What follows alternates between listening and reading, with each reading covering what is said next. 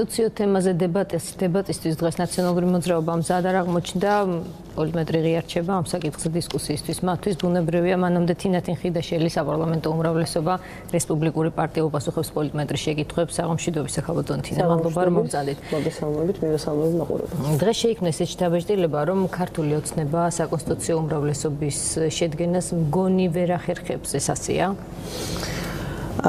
ეს ასე არ ვიცი არის თუ არა და გულწრფელად არ ვიცი და განსხვავებით იმ ცდელობებისგან, რომელსაც ნაციონალური მოძრაობა მთელი ამ ხნის განმავლობაში ანხორციელებს, რომ ჩვენ რაღაცა ისტერიული კამპანია გვაქვს დაწყებული დაშინების, ზეწოლის, მუქარის, აი ჩავიწერე შანტაჟის ეს სიტყვები, რომელსაც ისინი მუდმივად იყენებენ ხოლმე. ნაციონალური მოძრაობის წარმომადგენლების მიმართ საქართველოს პარლამენტში ეს აბსოლუტური ტყუილია. ეს აბსოლუტური ტყუილია და ეს ტყუილი არის ამაზე ჩვენ საუბრობთ არა დღეს მხოლოდ, არამედ ამაზე ვსაუბრობთ საკონსტიტუციო ცვლილებების ინიციირების პირველი მომენტიდან. იმიტომ რომ ხაზგასმით მინდა ვთქვა სრულიად ცალსახად და ერთმნიშვნელოვნად. ეს საკონსტიტუციო ცვლილებები ქართულ ოცნებას არაფერში არ ჭერდება. აბსოლუტურად არც ერთი მიზეზი არ არსებობს, რომლის გამოც ეს ცვლილებები აუცილებელია პოლიტიკური კოალიცია ქართული ოცნებისთვის. ცვლილებები, რომელიც ჩვენ შევთავაზეთ საქართველოს პარლამენტს, არის იმ ტიპის ცვლილებები, რომელიც ჭირდება ქვეყანას. კიდევ ერთხელ ვამბობ, შეგიძლიათ ამოიღოთ არქივი და ნახოთ, ყველა განცხადება, რაც მე ბოლო ერთი თვის განმავლობაში გამიკეთებია, არის სიტყვასიტყვით ის, რასაც ახლა ვამბობ. ეს არის ცვლილებები, რომელიც ჭირდება ქვეყანას იმისათვის, რომ იყოს სიმშვიდე, იყოს სტაბილურობა ხელისუფლების, იყოს სტაბილური განვითარების შესაძლებლობა და ის აბსოლუტური დიქტატურის დამასტურებელი და ამ სიტყვებს კიდევ უკვე 9 წელია ვიმეორებთ ჩვენ. ცვლილებები, რომელიც 2004 წელს განახორციელა სააკაშვილმა და რომლის გამოყენების არავითარი აუცილებლობა არ ყოფილა ამ წლების განმავლობაში მორჩილი პარლამენტის პირობებში და მთავრობის, რომელიც მას ყავდა, არა ამოქმედოს. თუმცა უკაცრავად ქალბატონო თინა, ოცნებასაც ჭირდება ხელისუფლებაში დასარჩენად მყარად ეს ოცნება ხელისუფლებაში დარჩება. ეს შეიძლება უარყოფითი ფაქტორი არც იყოს, თუმცა ალბათ ჭირდება, ხო? არა, ოცნება ხელისუფლებაში იქნება ამ ცვლილებებითაც და ცვლილებების გარეშეც. ოცნება ხელისუფლებაში არის, ჩვენ ამოცანა შევასრულეთ, პოლიტიკური ამოცანა შევასრულეთ, რომელიც გვქონდა. ამიტომ დღეს არავითარი პოლიტიკური საფრთხე ქართული ოცნების ხელისუფლებაში ყოფნას არ უდგას.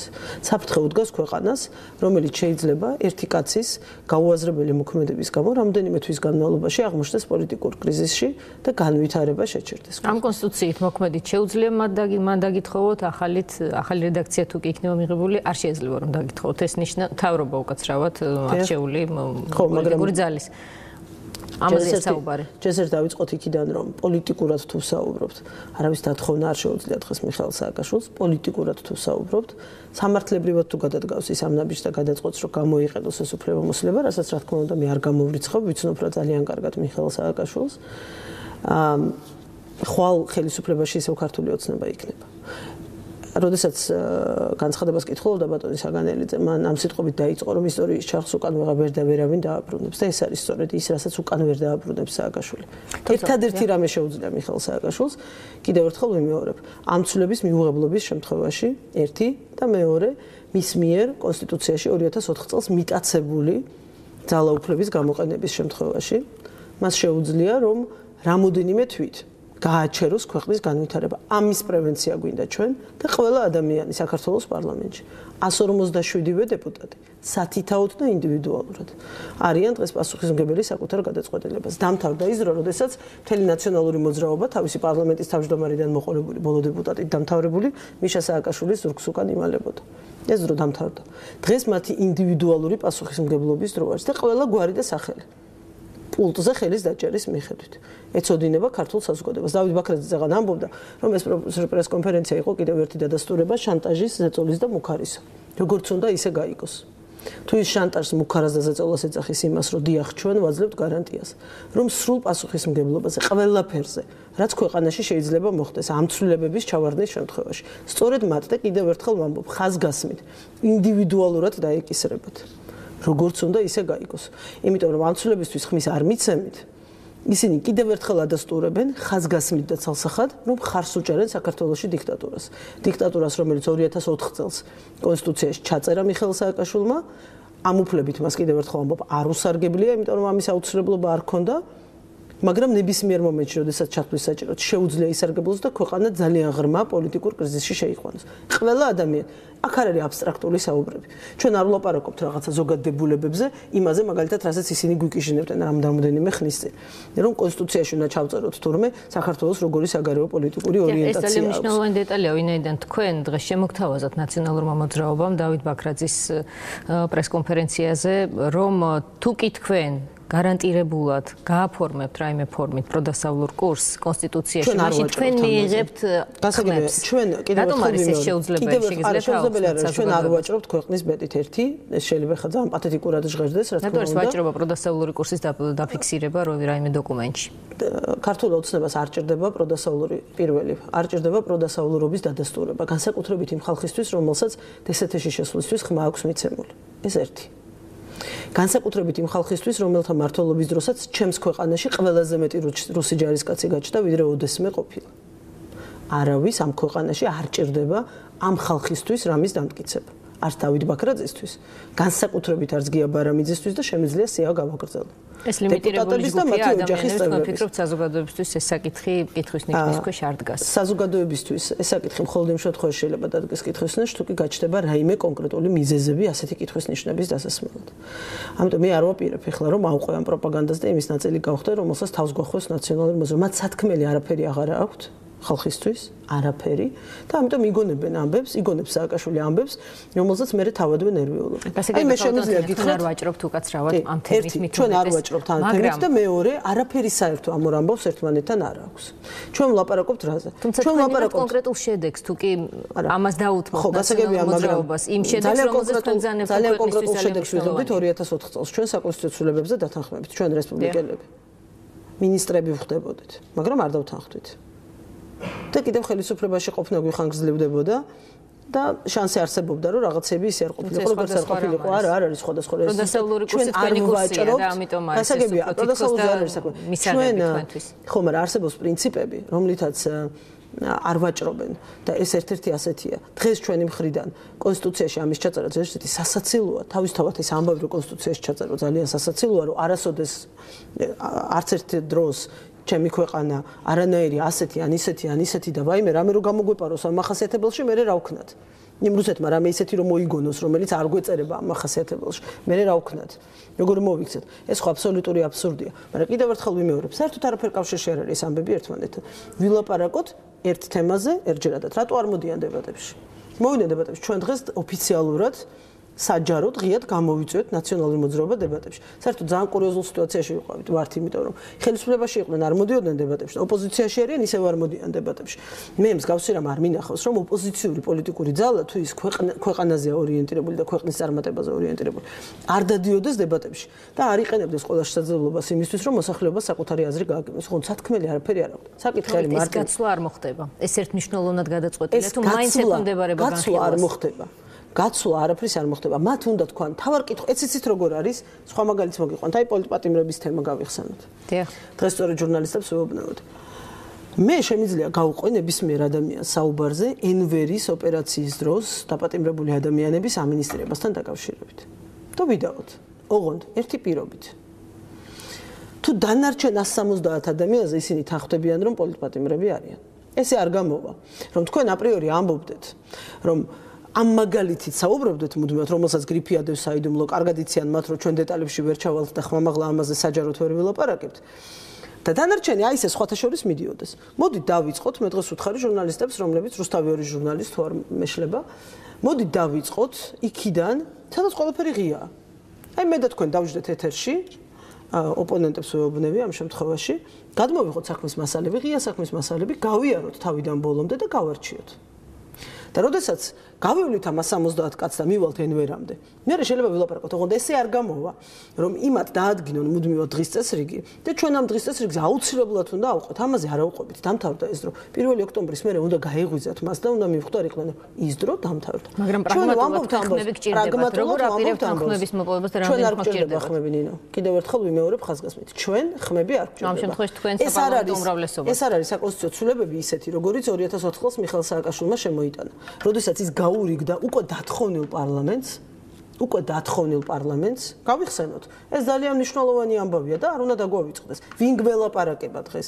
ჩვენ გველაპარაკება კაცი და პოლიტიკური ძალა და ამ ადამიანების უმრავლესობა, ვინც დღეს პრესკონფერენციაზე იჯდნენ, იმ პარლამენტის წევრები იყვნენ. როდესაც მიხეილ სააკაშვილი გაურიგდა უკვე დათხოვნილ პარლამენტს და მიაღებინა ცვლილებები, რომელთაც თავი დიქტატორად გამოაცხადა. ეს არ არის თინახიდაშვილის სიტყვები, ან რომელიმე ქართველი დღეს ხელისუფლებაში მყოფი პოლიტიკოსის სიტყვები. ეს არის მთელი მსოფლიოს თანხმობა მაშინ 2004 წელს ამ თემაზე. არ დარჩა დედამიწის ზურგზე არც ერთი ადამიანი, ვინც საქართველოზე მუშაობს, ვინც საქართველოს იცნობს, კონსტიტუციონალისტია, რომელსაც ასე არ შეეფასებინოს ის ცვლილებები. დიქტატორა დღიათ მაგალითად ვენეციის კომისიას სააკაშვილი ამის გამო არ მსგავსი არაფერი უნდა მოხსენიებნია. კი, გასაგებია, იმიტომ ისინი პოლიტიკოსები არ არიან და ამ ტერმინებით არ საუბრობენ და იმ ტერმინებით რომელთაც საუბრობენ ეს ამას ნიშნავს, როდესაც ვენეციის კომისია გეუბნება რომ მსგავსი არსად არ არის, ეს დაუშვებელია და ეს სახელმწიფოებრიობას და დემოკრატიას საფრთხეს უქმნის, ამას ქვია რომ შენ ისეთი ტიპის ძალაუფლებას იტაცებ, რომელიც სახელმწიფოებრიობას და დემოკრატიას ხელს უშლის. პოლიტიკოსები ამას დიქტატურას და ავტორიტარულ მმართველობას უწოდებენ. აი როგორ აპირებთ რომ მოაგროვოთ საჭირო რაოდენობის? ჩვენ ვაპირებთ რომ ქართულ ხალხს დავანახოთ იმ სხდომაზე, სადაც იქნება კენჭისყრა, ყველაფერი რაც მოხდება. არ არის აპრიორი აუცილებელი, რომ ეს კენჭისყრა იყოს ჩვენ ორიენტირებული ვართ ქვეყნის გადარჩენაზე და ქვეყანას გადავარჩენთ. ეს არის ჩვენი მთავარი ამოცანა და არა ამ საკონსტიტუციო ცვლილებების მიღება. მე გარწმუნებთ, რომ ამ საკონსტიტუციო ცვლილებებს ხმას თუ არ მისცემენ, ძალიან ცუდ რაღაცას ვიტყვი, მაგრამ მათთვის უარესი. იმიტომ რომ ეხლა დღეს ისინი ისეთ რა თვალსაზრისით თუ კი ვინმე არის კიდევ ჩვენ საზოგადოებაში ადამიანების წრე რომელსაც კიდევ კითხვები აქვს და ეჭვებშია და ბოლომდე ჩამოყალიბებული არ არის კიდევ უფრო დავიწროვდება ამ ადამიანების წრე კიდევ უფრო სულ უფრო და უფრო ნაკლები ადამიანი რჩება საზოგადოებაში რომელთაც მათი რამეს ჯერ ეხლა მე ერთ ამბავს გეტყვით რომელიც პირდაპირ კავშირშია იმასთან რა ხალხთან გვაქვს საქმე გასულ კვირას აქ იყო ვენეციის კომისია გახსოვთ ალბათ ჩვენ ყველამ ერთად მოვისმინეთ ვენეციის კომისიის პრეზიდენტის გამოსვლა, როდესაც მან დატოვა ბატონი ბიძინა ივანიშვილის რეზიდენცია, სადაც მან ცალსახად თქვა, რომ ეს არის პოლიტიკური აუცილებლობით ნაკარნახევი კონსტიტუციური ცვლილებები, ის ეთანხმება ამ ცვლილებების გატარებას და ხედავს ამის აუცილებლობას. ოღონდ მე ისაუბრა უკვე გრძელვადი ამ პროცესზე, რომელიც კონსტიტუციის ფუნდამენტურ გადახედვას უნდა მოყვეს. ბოლოდან დავიწყებ. რატომ ილაპარაკა ვენეციის კომისიის პრეზიდენტმა იმაზე, რომ ფუნდამენტური გადახედვა არის კონსტიტუციის საჭირო, თუ ესეთი დემოკრატიული ხელისუფლება ყავდა. ეს კი არ არის ერთადერთი პრობლემა. ჩვენ კონსტიტუციას ბევრი სხვა პრობლემა აქვს. უბრალოდ ეს იმ ტიპის პრობლემაა, რომელიც შეუძლებელს ხდის სტაბილურ მართვას ქვეყნის. თორე ამ ქვეყანას ჭირდება დიახ, ფუნდამენტური კონსტიტუციური რეფორმა და ეს რეფორმა მოხდება. და ამ წლის ბოლომდე დასრულდება. მაგრამ ეხლა დაუბრუნდეთ პირველ წელს. მან ცალსახად ღიად ეს სრული მხარდაჭერა გამოხატა მედიით. მეორე დღეს გამოვიდა მიხეილ სააკაშვილი ბათუმში გახსოვთ ალბათ ის ცნობილი შეხვედრა, სადაც მისთვის ჩოულ სტილში იყო და თქვა რომ მიუხედავად იმისა რომ ვენეციის კომისიის პრეზიდენტი წინააღმდეგია, პირდაპირ ამ სიტყვებით თქვა. მიუხედავად იმისა რომ ვენეციის კომისიის პრეზიდენტი წინააღმდეგია ამ საკონსტიტუციო ცვლილებებს, მე შემიძლია ამას დავთანხმდე ოღონდ იმის შემდეგ და მე რაღაცა პირობები დააყენე. ეხლა ეს იმდენად აბსოლუტური ტყუილი და აბსურდი არის, რომ ამას რაღაცა დამატებითი მტკიცებულებებიც არ ჭირდებოდა, იმიტომ რომ ნებისმიერ ადამიანს, რომელიც ადევნებს მოვლენებს თვალს, ნანახი აქვს ის ცნობილი გამოსვლა ბატონი ბუკიკიოსი, სადაც მან სრულიად ცალსახად თქვა, მაგრამ ბუნებრივია, რომ ჩვენ შევწუხით და გავაგებინეთ ვენეციის კომისიას ამის შესახებ. მე პირადად მივწერე მათ, რომ საქართველოს პირველი პირი გამოვიდა ტელევიზიით, თქვა ასეთი რამ და ძალიან გთხოვთ განმარტებას და დღეს აი ხარ ჩემი წამოსვლის წინ, რამოდენიმე წუთის წინ გამოქვეყნდა მათ ვებგვერდზე ოფიციალური განცხადება, სადაც ისინი პირდაპირ ამბობენ, რომ მოკლევადია საკონსტიტუციო ცვლილებებთან დაკავშირებით, ანუ ამ ცვლილებებზე არის საუბარი. ბატონმა ბუკიკიომ განაცხადა, რომ არსებობს სასწრაფო აუცილებლობა 2013 წლის ოქტომბრამდე ქვეყნის სტაბილურობის, მთავრობის სტაბილურობის და პარლამენტის სტაბილურობის შესანარჩუნებლად, რომ გატარდეს ცვლილებები, რომელთაც აღარ ექნება პრეზიდენტის უფლება, რომელთაც შეიზღუდება პრეზიდენტის უფლება, ეს სიტყვა გამოყენებული, დანიშნოს მთავრობა პარლამენტის თანხმობის გარეშე. შეიძლება ვნახოთ რომელიც მანამდე იყო გაკრიტიკებული ვენეციის კომისიის მიერ. ნუ ეხლა 2004 წელს როგორ გააკრიტიკა ეს ვენეციის კომისია, ეს ალბათ ყველას. ეს არის ევროპის საბჭოს საიტიდან და ვენეციის კომისიის საიტიდან. ეს არის ვენეციის კომისიის საიტიდან, სადაც აი ხარ ჩემი აქ წამოსვლის წინ დაიდო ეს განცხადება, იმიტომ რომ ბუნებრივია, რომ ამ ცირკს უკვე ვერავინ ვეღარ ეგუება და ძალიან ცოტას გაიხსენებთ თქვენ ესეთ განცხადებებს, რომელიც მოყვებოდეს ხოლმე ასეთ ვიზიტებს, როგორც წესი იგნორირება ხდებოდა.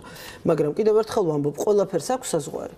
არ შეიძლება ყველაფრით манипуლირება და მუდმივად ამ ტყუილის სამყაროში ცხოვრება, რომელშიც სააკაშვილი აცხოვრებს ხალხს, მაგრამ ისევ რომ დაუბრუნდეთ ამ ცვლილებებს, იმიტომ რომ ყველაზე მთავარი ამ წუთას ეს არის. ჩვენი ამოცანა არის მოს დღევანდელი განცხადება რატო გაკეთე? ხა გოგა გაბაშვილი ამბობდა რომ საგანელიძე პანიკაში არისო, ისტერიკაშია. ვანო მერაბშვილი ამბობს რომ ეს იყო ისტერიული გამოსხვა. პრინციპში საზოგადოებას ჰქონდა ინფორმაცია ქალბატონთინა, რომ თქვენ უმრავლესობის შედგენის პრობლემა არ ჰქონდათ 2/3-იანი უმრავლესობის ამ ცვლილებისთვის. დღეს აღმოჩნდა რომ ეს კითხვის ნიშნის ქვეშ. მე დღესაც ასე ვფიქრობ. ისევე როგორც ამინისტიის კანონპროექტზე გამოსვლის დროს მე პარლამენტში ვთქვი რომ დიდი იმედი მაქვს რომ ეს პროექტი ამ დარბაზს არ დატოვებს 90 ხმით, რამდენიც გვაქვს ჩვენ დღეს პარლამენტში. და ნამდვილად ესე მოხდა 104 ხმით, ისევე როგორც ვეტო 106 თუ 104 ხმით დაიძლია. ანუ იმაზე მეტით ვიდრე ჩვენ გვაქვს. ზუსტად ასევე მგონია, რომ ამ საკონსტიტუციო ცვლილებებსაც არ ექნება პრობლემა და საქართველოს პარლამენტში საკმარისად აღმოჩნდებიან ადამიანები, რომლებსაც გონება იყოფათ იმისთვის, რომ ქვეყანა სამოქალაქო დაპირისპირებამდე არ მიიყვანა. თუმცა ეს წინასწარ არის გარანტირებულად არის. არა, იმიტომ რომ კიდევ ერთხელ ვამბობ, ჩვენ ამ ხმებს არ ვაგროვებთ. მიუხედავად იმ მტკიცებებისა, რასაც მუდმივად ცდილობენ თავს მოახდინოს. აი, მარტივს გეტყვით ძალიან. გუშინ თუ დღეს არ მახსოვს. დატონი ღვინიაშვილი გამოვიდა და თქვა, რომ თურმე კახეთის გუბერნატორს მეოდგილე ჯერ მანამდე თქვა, იმიტომ დაიჭერესო, რომ ჩემზეზე წოლა უნდა თუ ხმების გამო და მე როდესაც ის დაიბარეს დაკითხვაზე, იძახს, რომ იმიტომ იბარებენ დაკითხვაზე, რომ კონსტიტუციას მივცე ხმა. ოღონდ ახლა მე ღვინიაშვილის გასაგონად ამას არ ვამბობ, გასაგებია ხა მათი პოზიცია. ამას მე იმ ადამიანების გასაგონად ვამბობ და განსასჯელად, ვინც ახლა ჩვენ გვისმენს. ბატონი ღვინიაშვილი იყო ძალიან მაღალი თანამდებობის პირი პროკურატურაში, ანუ ქალაქის მთავარი პროკურორი 2004-2008 წლებში. ეს ის პერიოდია, როდესაც 1 მოკლეს ბუტა რუბაქიძე, 2 დააბრალეს 19 წლის ბიჭს ყაჩაღობა, 3 მისი 5 მეგობარი უკანონოდ თავისუფლება აღკვეთილი ყავდათ 6 თვის განმავლობაში და 4 პროკურატურის უშუალო ჩარევით, მითითებით და ზეწოლით წლების განმავლობაში ყალბდებოდა ეს საქმე, რომ სიმართლე არ დადგენილიყო. დიახ, ბატონ ღვინიაშვილს ამ საქმეზე ერთ დღეს აუცილებლად დაიბარებდნენ დაკითხვაზე პროკურატურაში. მოწმის სახით. მე როგორც ერთი დეპუტატი ვაცხადებ და არასოდეს არ ვერიდები ეს განცხადებას. იმედი მაქვს, რომ არა მხოლოდ მოწმის სახით. მაგრამ ამ ეტაპზე ის უნდა დაიკითხოს როგორც მოწმის სახით. ეხლა რამდენიც არ უნდა ელაპარაკოს ღვინიაშვილმა, რომ ის პროკურატურაში იმიტომ დაიბადრეს, რომ კონსტიტუციისთვის ხარდაჭერა ჭირდება, ბუტა რობაქიძე მოკლულია. და მისი პროკურორობის დროს ეს საქმე გაყალბებულია. და ჩვენ 8 წლის განმავლობაში ქუჩაში დავდიოდით მოთხოვნით, რომ ეს საქმე გამოძიებულიყო და დამნაშავე დასჯილიყო. და ეხლა ვინმეს თუ მოლოდინი აქვს, რომ იმიტომ რომ ღვინიაშვილი არ ატირდეს კამერების წინ, ამიტომ არავინ უბატონოთ არ დაელაპარაკება მას და თან არ დაგვაბრალოს, რომ ვაიმე ეხლა ზეწოლას ვახდენ და შანტაჟს ვეწევით. ბოდიში ვიხდი, მაგრამ ეს ასე არ იქნება. ეს არ არის ის ხელისუფლება, რომელიც ასეთი ძალიან მაღალი ხარისხის დაპირებაზე მოსახლეობისთვის გაცემულ ერთის ხრ და მეორეს ხრ ამდენი წლის განმავლობაში ნაბრძოლზე ეხა თვალებს დახუჭავს, იმიტომ რომ ვიღაცას რაღაც არ მოელანდოს საკონსტიტუციო ცვლილებების ხარდაჭერა. გიორგი ღვინიაშვილის პირადი პრობლემაა, პირდაპირ ვამბობ, თუ ის არ აპირებს ხმა მისცეს ამ საკონსტიტუციო ცვლილებებს.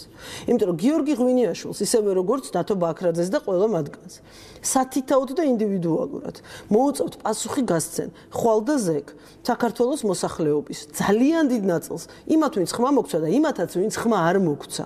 თუ მათი ბელადი გადაწყვეტს, რომ ბიძინა ივანიშვილი და მთავრობა გაუშვას სახში, აი ამას რა რეაქციაც მოყვება საზოგადოებისგან. ისინი პირადად დარჩებიან ერთ-ერთზე მოსახლეობასთან. მე დღეს ვთქვი პრესკონფერენციაზე, ეხლაც გავიმეორე. მორალური მიმართულებით ბუნებრივი არა ფიზიკური. ხო, რა თქმა უნდა, ეს მუქარა არ არის. ეს არის რეალობა, რომელიც მათ უნდა გააცნობიერონ. იმიტომ რომ თუ ვინმე ეხლა სახი გონების ადამიანი მე მეტყვის, რომ ხვალ რომ მიშა სააკაშვილმა მთავრობა გაუშვას სახში, ამას პროტესტი არ მოყვება საზოგადოებისგან და ხალხი ამას შვიდად მიიღებს, სახში დაждდება და დაელოდება მერე ვანო მერაბიშვილს როგორ დააბრუნებს პრემიერ-მინისტრად. მე სერიოზული ეჭვი შემეპარება იმ ადამიანის ფსიქიურ ჯანმრთელობაში. თქვენ დღეს თქვით, რომ შესაძლებელია და არ არის გამორიცხული, რომ მთავრობის დათხოვნა მოხდეს, რაც ეს ვერსია თქვით. თქვენმა თანაგუნდელმა დავით ბერძენიშვილმა ეს პრაქტიკულად გამორიცხა და თქვა, რომ ამ შემთხვევაში ოცნება წაუგებელ თამაშს თამაშობს, ვინაიდან აბსოლუტურად და მეცაღანაც იგივე გამიმეორე. პოლიტიკურად ეს მისთვის უკეთესია, მაგრამ მაინც ცოტა ურთიერთგამორიცხავია. მაშინ დამიზუსტეთ, თუ შეიძლება, აი, რა გაძლევთ იმის ფიქრის საფუძველს, რომ შესაძლებელია მიხეილ სააკაშვილმა მთავრობა დაითხოვოს. ოღონდ უკიდან დავიწყებ. ოცნება წაუგებელ თამაშს თამაშობს ნამდვილად და მეცაღანაც ეს თქვი, როდესაც ვამბობდი, რომ პოლიტიკურად ჩვენთვის ამას არავითარი მნიშვნელობა არ აქვს. იმიტომ რომ დღეს კიდევ ერთხელ ვამბობ, მიხეილ სააკაშვილი ბიძინა ივანიშვილის მთავრობას დაითხოვს თუ არ დაითხოვს, ხვალ ბიძინა ივანიშვილი ისევ საქართველოს პრემიერი იქნება. და მას არავითარი ლეგიტიმაცია არ აქვს იმისი, რომ ვანო მერაბიშვილი ან ზურა ადეიშვილი ან კიდევ რომელიმე სხვა დააბრუნოს ხელისუფლებაში. ამიტომ ხვალ არჩევნები, როდესაც დაენიშნება, ერთი ხელი არ მეყოფა. ერთხელი არ დამჭირდება უფრო სწორედ, რომ ნაცმოძრაობის დეპუტატები დავითვალო პარლამენტში. ამიტომ თამაშობს ოცნება თავიდანვე მოგებულ თამაშს. პოლიტიკურად, მაგრამ უკეთესი შედეგით შეხვალთ პარლამენტში. ოღონდ ეს არ არის ჩვენი ამოცანა. რა გაფიქრებინებთ იმას, რომ შესაძლოა ასეთი რამ მოხდეს, ასეთი წაგებული თამაში ითამაშოს ნაციონალურ მოძრაობამ? ყველაფერი რაც ხდებოდა ნაციონალურ მოძრაობამ არა, მიხეილ სააკაშვილმა. ზუსტად ამიტომ აქვს იმედი, წაღა როდესაც გითხარით, რომ ეხლაც მგონია რომ ეს სრულებები გავა. ზუსტად ამიტომ აქვს იმედი. რამდენი გარანტირებული ხმა გვაქვს ბატონთინა? გარანტირებული ხმა გვაქვს 90, ანუ იმდენი რამდენიც ვართ. ეს არის ჩვენი გარანტირებული ხმები 99 არც 91. მოკლედ რამდენიც ვართ. დაახლოებით 10 ხმა. ხო, იმიტომ რომ კიდევ ერთხელ ამბობ, ჩვენ არც ერთ ხმაზე არ გვიმუშავია. არც ერთ ხმაზე. ეს არის მათი პირადი პასუხი. ერთხელ მაინც ხო შეიძლება 9 წელს განმავლობაში ეს ადამიანები დაფიქრდნენ ზოგიერთი 9-ზე მეტის. რა ვიცი, რაც დავიბადეს პოლიტიკაში არიან და ხელისუფლებაში იყვნენ აქამდე. ერთხელ მაინც იფიქრონ, რომ ქვეყნის სასარგებლოდ მისცენ ხმა. და არა საკუთარი ბელადის ინტერესების სასარგებლოდ. და თუ ქვეყნის ინტერესები არ აღელვებთ, საკუთარი ინტერესებიდან გამომდინარე მაინც მისცენ ხმა და არა ბელადის ინტერესებიდან გამომდინარე. აქ ესე მარტივად გასაქმე. ეს არ არის კიდევ ერთხელ წაღანაც ვამბობ, ზოგადი საუბრების დრო არ არის. ძალიან კონკრეტულ მომენტში ვიყოფებით ჩვენ. ან შემდეგ კენჭის ყრაზე პარლამენტში. ეს ხალხი დაადასტურებს კიდევ ერთხელ რომ უნდათ დიქტატურა და მიხეილ სააკაშვილს აძლევენ თვითნებობის სრულ გარანტიებს და სრულ უფლებამოსილებას, ან ქვეყნის სტაბილურობის სასარგებლოდ გააკეთებენ არჩევნებს. ამის მერე ყველაფერზე შეიძლება ვილაპარაკოთ. ასეთი ვადები არ არის დადგენილი, ვინაიდან ისინი არ მონაწილეობენ დებატებში. მოგეხსენებათ მათ უარი თქვენს საზოგადოებრივ სახალხო განხილვაში მონაწილეობაზეც. დღეს კომისიის ხდომა იყო საკონსტიტუციო კომისიის და იქაც კი არ მოვიდნენ. ძალიან მაინტერესებს ერთი რა არგუმენტი ქონდათ, იქაც კვერთხებს ელოდებოდნენ თუ რატომ არ მოვიდნენ, რისი შიში ქონდათ. ამიტომ ჩვენ მათ თავაზობთ საპარლამენტო. ამიტომ ჩვენ მათ სწორად ამას ხსნი ახლა, ამიტომ ჩვენ მათ თავაზობთ საპარლამენტო დებატებს, სადაც 7 გარემოში იქნებიან. ჩვენ არ მოვახდენთ ფორსირებას, რომ მე ამაზე არ შემოგვედავონ, რომ აი ხა 4 შაბათს შევიკრიბებით და 4 შაბათსვე უკვე კენჭისყრა იყოს. კი ბატონო, დავიწყოთ საპარლამენტო დებატები, ანუ ის პროცესი, რომლითაც შეეშინდათ ქუჩაში. ეხლა რო შეეშინდათ საკუთარი ამომრჩევლის. თქვენ წარმოიდგინეთ ეს გადაწყვეტილება რომ მიიღოთ, მე რა დღეში ჩავარდებიან. საკუთარი შიშების მსხვერპლი არიან და ამას ვერ აცნობიერებენ როგორც ჩანს. ამიტომ ჩვენ დებატებს გადავიდეთ პარლამენტში. დედლაინი არ აქვს საკონსტიტუციურებებს, თუმცა ეს უსასრულოდ ვერ გაიწელება და აქ საუბარია რომ მანამდე უნდა იყოს მიღებული. ნუ არ ვიცი, სად ყველაზე გვიან თუ ესე ავიღებთ აპრილის დასაწყისამდე ეს ცვლილებები უნდა იყოს მიღებული. ყველაზე გვიან, ანუ ეს ის პერიოდია, როდესაც უკვე დათხოვნის ვადა დგება.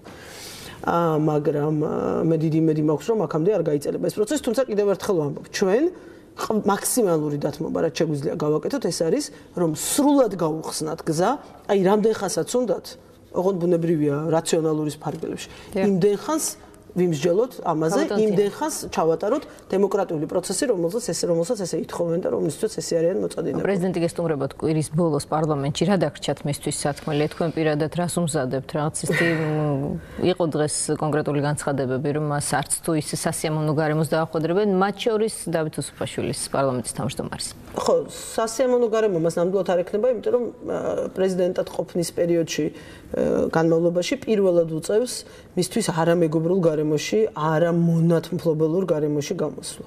ამიტომ ეს მე მგონი აპრიორი გასაგებია, რომ მისთვის ძალიან უსიამოვნო იქნება. მე ძალიან დიდი იმედი მაქვს, რომ ის არ გაიქცევა. და ძალიან დიდი იმედი მაქვს, რომ ისეთი მოწადინებული და მონდომებული იქნება, როგორც გვაჩვენებდა ხოლმე თავს წინა გამოსვლების დროს. მზად იქნება დებატებისთვის, კითხვებზე პასუხის გასაცემად და იმ თემებზე სამსჯელოდ, რომელსაც იქ გამოსული უმრავლესობის დეპუტატები დააყენებენ. ამისი დიდი იმედი მაქვს, იმიტომ რომ ბოლო გამოსვლა ამისი. ფიქრობ, რომ დებატებში მოგისმენთ თქვენ დებატებში, ის თუ იტყვის თავის სათქმელს და წავა, როგორია პროგრამა? არ ვიცი, მე ვამბობ იმას, რასაც მე ვიმედოვნებ, რომ მოხდება, ეს მისი ბოლო გამოსვლა, ის პარლამენტში მეტი ვერასოდეს ვეღარ მოვა.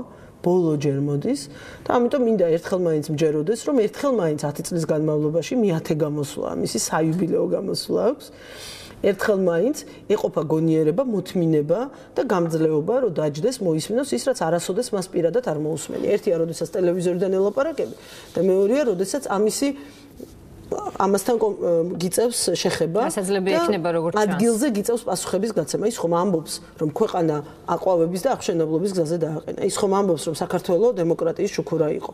ის ხომ ამბობს, რომ ეხლა ქვეყანა ჩამოშლის პირასაა და მანამდე ყველაფერი კარგად იყო. მოვიდეს და ვილაპარაკოთ და გავერკვიოთ, როგორ იყო მანამდე, როგორ არის ახლა. იმიტომ რომ თუ აქვს პრეტენზია რომ ქვეყნის პრეზიდენტია, მე კი მას ასეთად არ აღვიქო, მაგრამ თუ მას აქვს ამისი პრეტენზია რომ ის ქვეყნის პრეზიდენტია. მაშინ ის ვალდებულია რომ ერთხელ მაინც 10 წლის განმავლობაში მოისმინოს და პასუხები გასცეს.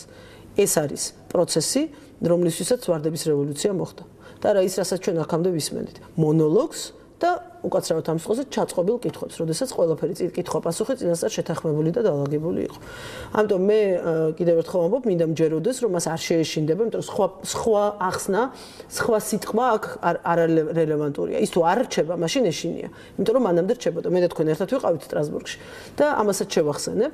გახსოვთ ალბათ, რომ დასაწყისში მას მადლობა გადაუხადეს იმისთვის, რომ სტრასბურგში საპარლამენტო ასამბლეაზე მან მიხეილ სააკაშვილმა ამდენი წლების შემდეგ შემოიღო წესი, როდესაც სახელმწიფოს მეთაურების მიბრძანების შემდეგ იმართება დებატები.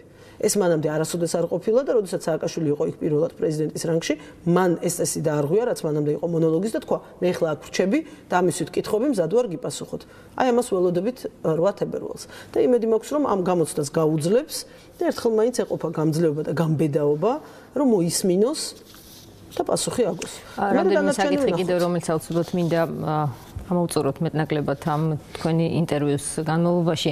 რა ხდება კოალიციაში? ირაკლი ალასანიას თემა არის თითქოს და ერთი შეხედვით პასუხგაცემული განცხადებების დონეზე, თუმცა რჩება ძალიან ბევრი კითხვის ნიშანი, რა მოხდა თავისუფალი დემოკრატების თავს, რატო ასეთი ღია დარტყმები მათი მისამართით?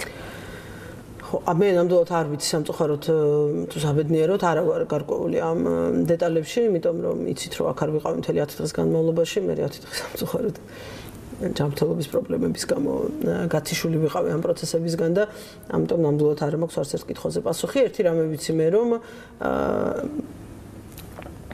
არავითარი პრობლემა არც ერთ სუბიექტს კოალიციაში შემავალს ერთმანეთთან ურთიერთობის არ აქვს. ჩვენ 3 დღე ინტენსიურ რეჟიმში ვართ კოორდინაციის, სწორედ აი საკონსტიტუციო ცვლილებების მოსალოდნელი კენჭისყრების მოლოდინში და ასევე სააკაშვილის მოსვლასთან დაკავშირებით და არც ერთი წამი არ ყოფილა რამენაირად განსხვავებული იმისგან, რაც მთელი ამ 1 წლის განმავლობაში ხდებოდა. ამართლებთ დავით საგანელიძის ასე ღია განაცხადს, რომ თავისუფალი დემოკრატები იყვნენ ჩანერგიული მათთან იყვნენ. არ ამართლებთ ამას. ღია განცხადებას პრესით და მედიის საშუალებით, რა თქმა უნდა, არა. არავითარ შემთხვევაში არ ვამართლებ და მე არასოდეს თავი არ შემიკავებია, როდესაც ვთვლი, რომ რაღაცა არასწორად ხდება და არც ამ შემთხვევაში არ ვაპირებ, რომ რაღაცა ამაზე ესეთი ორაზროვანი კომენტარები. ფიქრობთ, რომ ეს შეიძლება და არ ყოფილიყო შეთანხმებული ბიძინა ივანიშვილთან? რა თქმა უნდა.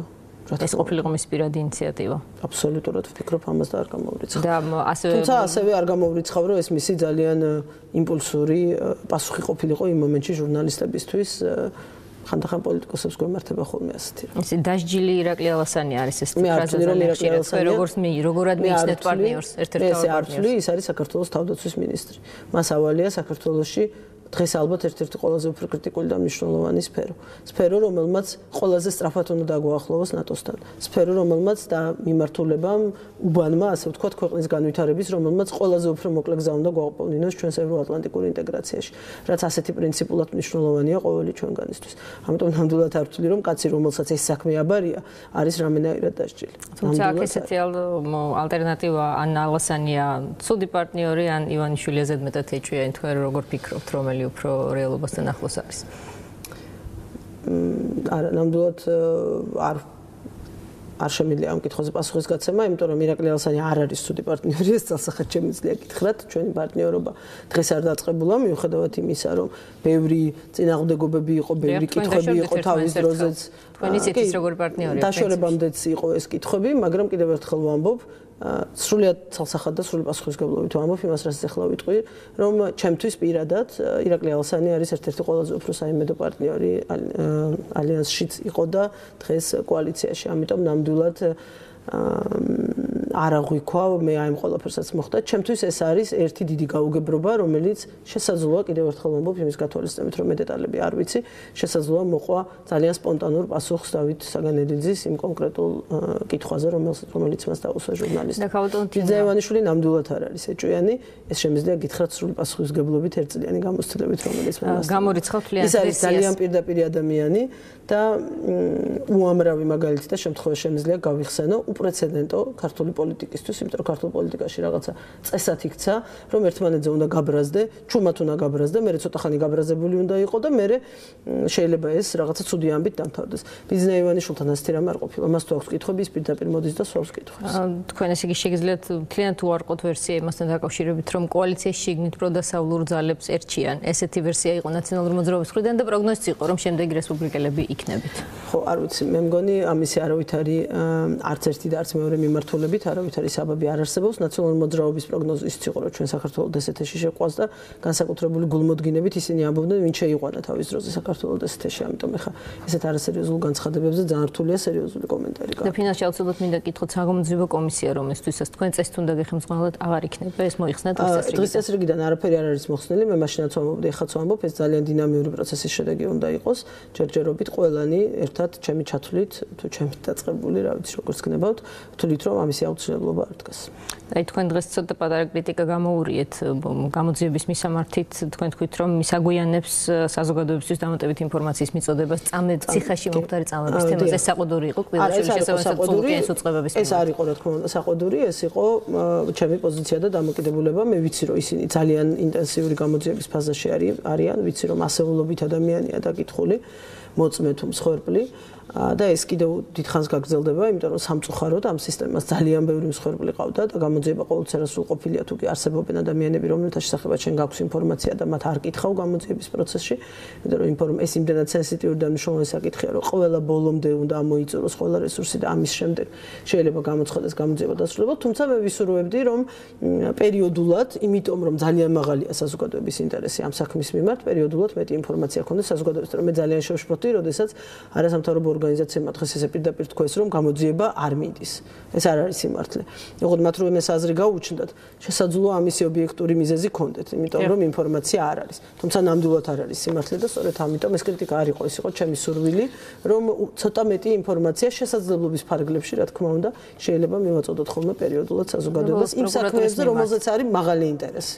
საგამოძიებო უწყებების მიმართ გიჩნდება თუ არა თქვენ პროტესტი ან კრიტიკული დამოკიდებულება, მაგალითად ისეთ შემთხვევებში, როდესაც როგორც მოხდა გიგი უგულავას შემთხვევაში, როდესაც ის დაიბარა საგამოძიებო უწყებაში და შემდეგ მან თავად დაიბარა უკან ყველანი და ასეც მოხდა. მაქვს ძალიან პრინციპული დამოკიდებულება, არავითარ შემთხვევაში არ მიჩნდება პროტესტი, პირიქით ძალიან კარგია, რომ ისინი მივიდნენ ქალაქის მერიაში და იქ დაკითხეს. გუშინ ღვინიაშვილმა პარლამენტში დაიბარა პროკურორები და მე მივესალმები, თუ კი ხვალ ისინი ქუთაისში ჩამოვლენ და ქუთაისში დაკითხავენ ბატონ ღვინიაშვილს.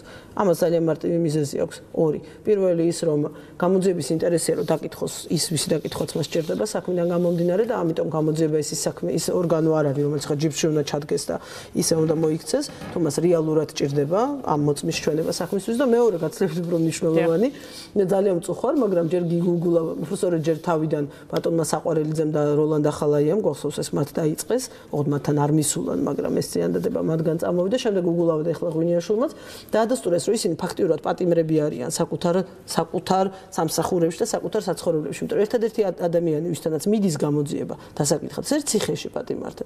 დანარჩენი ყველა თვითონ მიდის გამოძიებელთან დაკითხვაზე. და როგორც ჩანს, ისინი ასე აღიქვამენ საკუთარ მდგომარეობას. მათ თვით იზოლაცია გააკეთეს, თვითონ დაიპატიმრეს საკუთარ თავი, სადღაცას მათთვის კომფორტულ გარემოში ჩაიკეტნენ და იქიდან გასვლის ეშინიათ. და რა პრობლემაა? მივიდეთ და დაუკმაყოფილოთ ეს მოთხოვნილება და მოვიქცეთ როგორც პატიმრებს, როგორც თვითონ ექცევიან საკუთარ თავს. მე ჩემი რეკომენდაცია იქნებოდა, რომ ყველასთან, ვინც ასეთ განცხადებას გააკეთებს, მივიდეს გამოძიებელი და ადგილზე დაკითხოს. მე ამაში ვერანაირ პრობლემას ვერ ვხედავ, ამით ისინი ხას უსვავენ საკუთარ მდგომარეობას და საკუთარ შიშებს. მადლობა თინა ხიდაშვილს, რესპუბლიკური პარტიის ლიდერს, ასევე საპარლამენტო უმრავლესობის წარმომადგენელს, რომელიც პასუხობდა